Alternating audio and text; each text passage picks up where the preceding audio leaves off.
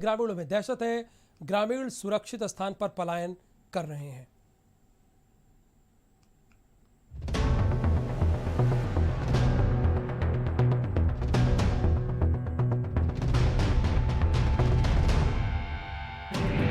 घाघरा नदी से बांध में कटान, कटान से दहशत में ग्रामीण, लोगों ने शुरू किया पलायन। राहत बचाव कार्य जारी। बारिश के बाद बाढ़ और कटान से लोगों की मुश्किलें कम होने का नाम नहीं ले रही हैं। गोंडा में घाघरा नदी का जलस्तर बढ़ने से चरसंडी बांध में कटान हो रही है। कटान से आसपास के इलाकों में दहशत का माहौल है। ग्रामीण सुरक्षित स्थान पर पलायन कर रहे हैं। उप जिला अधिकारी एवं राजस्व अधिकारी और कर्मचारी लोगों को सुरक्षित स्थान पर पहुंचाने में लगे हुए हैं। जिन लोगों ने बांध पर शरण ले रखी है, उन्हें खाने पीने की सामग्री उपलब्ध करवाई जा रही है। बाढ़ चौकियों को सतर्क कर कर्मचारी तैनात कर दिए गए।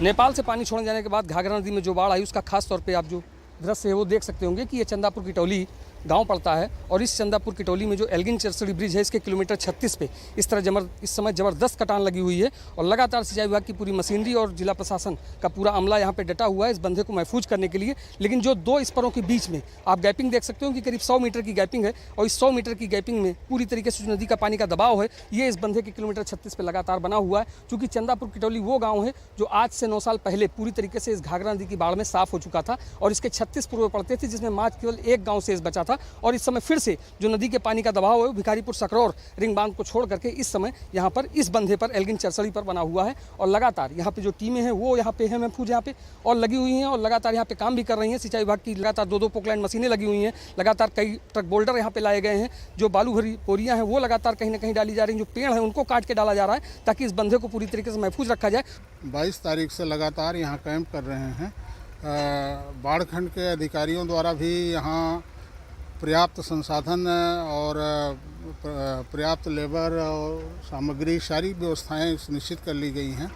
अगर ये बंधा कटता है तो उसके बाद की भी स्थिति का आकलन हम लोगों ने कर लिया है। लगभग 25,000 की जनसंख्या प्रभावित होगी, 4 गांव प्रभावित होंगे। तो इसको पूरी तरह से सुरक्षित करने पे हम लोग लगे हैं और बहुत हद तक मैंने सफलता भी प्राप्त कर ली है। बंधा काफ़ी सुरक्षित हो गया है। हर हालत में हम बंदे को सुरक्षित रखने का प्रयास कर रहे हैं। बांध में हो रहे कटान को बोल्डर और पोकलैंड मशीन से बांध के कटान को रोकने की जुगत की जा रही है। प्रशासनिक अधिकारी मौके पर हैं, राहत बचाव कार्य का जायजा ले रहे हैं। कटान होने से आसपास के 20 गांव पूरी तरह से तबाह हो चुके हैं। 9 साल पहले घाघरा नदी से हुए कटान में पूरा पूर्वा तबाह हो गया था। एक बार फिर बाढ़ के पानी से कटान हो रही है। कटान से लोग सुरक्षित स्थानों पर पलायन के लिए मजबूर हो गए हैं।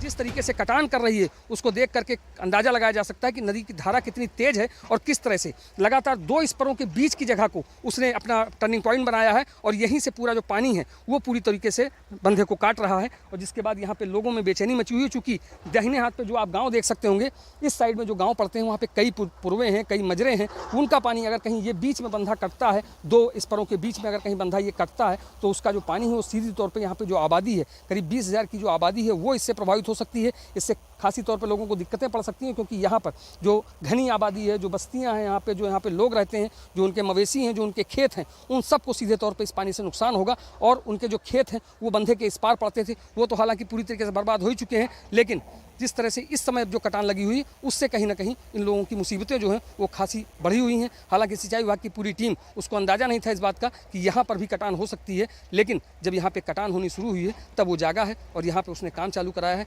लेकिन देखने वाली बात होगी क्या वो सिंचाई विभाग की पूरी मशीनरी, जिला प्रशासन अपनी शक्ति से और यहाँ पे काम करवा करके क्या इस बंधे को बचा पाएगा या फिर नहीं। राजेश तिवारी, भारत समाचार, गोंडा।